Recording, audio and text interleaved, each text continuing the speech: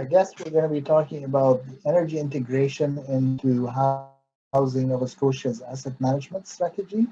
And we begin, next slide, with the typology of buildings. So we have a challenge, as many other housing authorities and housing providers, is that our assets are built, 60% of our assets were built before 1978. And most of the units are for seniors, which means that they spend most of their time indoors, and it's very difficult to reduce the heating demand. Please. So housing typologies in our portfolio include buildings that are 3 units and greater. We call them capital asset management. They fall under the capital asset management program, and then the little camp we call the 1 and 2 unit buildings, and those are around 2,700, while the camp buildings are around 9,000 units. And the single family units account for 65% of the total number of assets. However, only account for 20% of the total 12,000 units. And the multi-unit residential buildings include apartment, low-rise, and high-rise, and account for 44% of the total number of rental units. Next, please. In terms of energy use, in 2020, Housing Nova Scotia consumed 214 equivalent gigawatt hours of fuel, and 93% of the total energy use came from public housing, and the majority of it was from electricity. And historically, Housing Nova Scotia spends about between 20 to 30 million, or 15% of its budget, on utilities for energy costs. Most tenants don't pay for their utilities, and then there's no funding for any energy reduction programs. I mean, dedicated funding. Next, please. The GHG emissions, just very quickly, Housing Nova Scotia's emissions during the in 2017 was 78 kilotons of CO2 equivalent, and then of that, the provincial total was 0.5%. Next. Utility costs. The annual utility costs show the peak utility costs occurred in 2014 at a total of 24 million. And in 2020, it was around 21.7 million. And like I said before, electricity demand costs account for the largest portion of the total cost, followed by oil, natural gas, water, and propane. Next. So a very quick summary of the past and present initiatives. I'll be highlighting not every detail in terms of this path that started in 2008. So commitment to sustainability began with something called the Greening Strategy, and Housing Nova Scotia was under the Department of Community Services at the time. So we just laid this out for our own as well sanity to see where we were, where we are, and where we're heading. So next, please. So the greening strategy, we would say, lasted between, spanned between 2008 and 2014, and it had 5 thrusts to it, mainly building envelope performance upgrading, mechanical electrical systems upgrading. That means, well, the building envelope upgrades, we began energy audits. It was before my time, but basically it started the upgrading of windows, doors, insulation, and right-sizing motors in terms of the mechanical systems, natural gas, propane conversions, multiple boiler controls, burner efficiency, mechanical insulation, etc. All the things that typically would make mechanical electrical systems more efficient. And then, of course, maintenance and operations began to be a little bit more organized. So we have annual maintenance programs, training on emerging technologies and products, and workshops on energy conservation. And then, of course, building occupants, there was some training, awareness, support for energy conservation, and bulk purchasing to benefit residents by passing on savings. Coin-operated laundry equipment to encourage more efficient use of machines. And then with services and information, YARDI property management program, reports on energy consumption data, etc. So those were the beginnings. Next slide, please. And the greening strategy, I would say, just in summary, led to a total savings of 8%, just a very quick snapshot. And that set the stage for the next phase, please, next slide, which is an energy reduction initiative, which started when I joined Housing Nova Scotia in 2014. And a few things that we did at the time, which is we signed a memo of understanding with Efficiency Nova Scotia, which enabled us to get an on-site energy manager. We have two of them right now attending. One of them calls himself Ramzi Kawar, but I don't know, he entered with my credentials, and Matt Lee. So we're very grateful for that because they are really helpful in terms of monitoring and actually getting us all the rebates we'll talk about. We also constructed 3 passive house pilot projects. We'll look through them very quickly. And then we instituted an envelope upgrading program.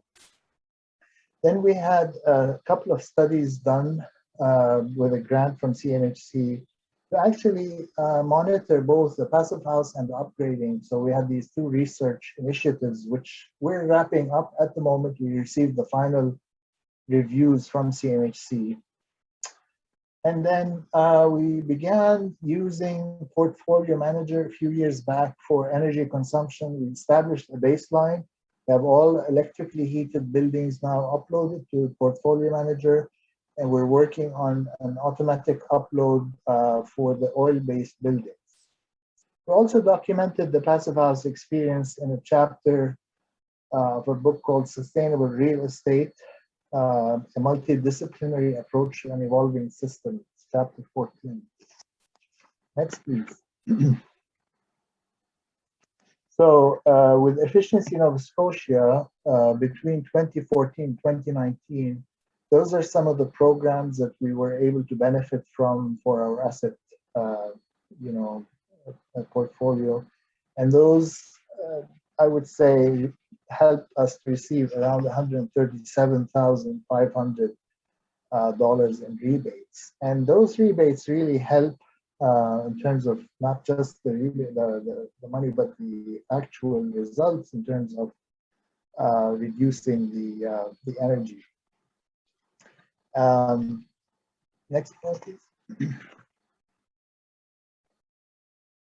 We'll just go very quickly. We have these 3 passive houses. The first one, I would say, I think it was the first affordable passive house in Canada.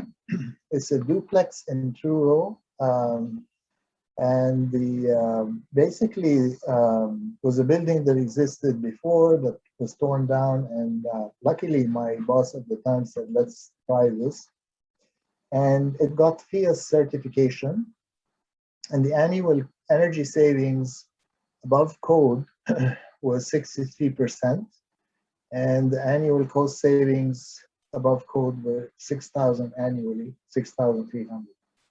And GHG reductions were 25 ton of CO2 equivalent. And the next one was another duplex that was a building that burnt down. We renovated it into a passive house. And those are, not very large projects, but they actually were pilots, and we were trying to see what path we take with the passive house. Next, please. And the third was a building, a multi-unit building that was sitting vacant for social services, and we renovated it into apartments, low market rent apartments. And the savings there was in the range of 37% above code, and then cost savings annually of 9,000, and GHG of 47 tons of CO2 equivalent. Next, please. An example of the upgrading, envelope upgrades. And when we say envelope upgrades, we started to add insulation whenever we change the siding, and then we add Energy Star windows, we shift to vinyl siding, and the energy unit intensity before retrofit was 144, after retrofit was 130. So the annual savings over code was $9,000, and the annual GHG emissions was 10 tons. And this is a small unit, I mean, building of 10 units. Next, please. So the biggest, I would say, next project was the ICIP project, which is a 4-year project of 22 million cost shared with the province. And it included 5 pathways for energy efficiency for our asset management portfolio, envelope upgrades, net zero pilot projects, attic insulation, and photovoltaic projects, as well as heat pumps. This project is still being implemented, so we don't have cumulative data on the whole project yet. We are working on that with our team. An example of, these are 2 examples of photovoltaics, and again, GHG savings are 22 tons per year, and they got some rebates from efficiency. These are small units as well, 33 kilowatts. Next, please. And we come to the final phase where we are at right now, which is the energy management strategy. And this took us about a couple of years to hammer out. And with consultations with our team, and then we finally were able to get approval and buy-in with our senior management. So the vision is to promote healthy, sustainable, affordable housing while acting on climate change through the reduction of energy consumption and mitigation of GHG emissions. And it's very important to state that to have an energy management strategy for Housing Nova Scotia really sets the path, and the principles are to respond to climate change, contribute to the lowering of global warming, and then support the national housing strategy of reaching 53% reductions by 2030 over 2005 levels, and net zero emissions by 2050. So we committed to these 3 targets to align themselves not only with the national but also with the provincial targets. And it really sets the path and the roadmap, if you want, for the next 5 years. And hopefully, even if we are not there, the same team that this document, and I insisted when we first started to have this so that it's no longer just the initiative of one person. There is a plan, and we all refer to it. And I believe that's the most important thing in an organization, is to have all the things refer back to those principles. So, I mean, some of the benefits that we see is increased and accelerated deployment of energy and GHG reduction, environmental, social, economic improvements across the housing sector, not just within Housing Nova Scotia, but also we're supportive of the community housing sector. Energy efficiency projects can have a target to deliver annual savings costs, improved management processes and behavioral change across government. By the way, I think we are within Nova Scotia an example of a department that has taken upon itself this challenge of setting a strategy and abiding by it. So we see that a lot of people, even in the private sector, come to us and say, hey, you did this and that, we'd like to learn from you. So education and awareness, also for our staff, and improved governance, accountability, strategic management, and reporting. So those are the focus areas. And we try to make it simple. So there's 3 targets, 4 focus areas, and then 20 objectives. I think that's all I have. Thank you.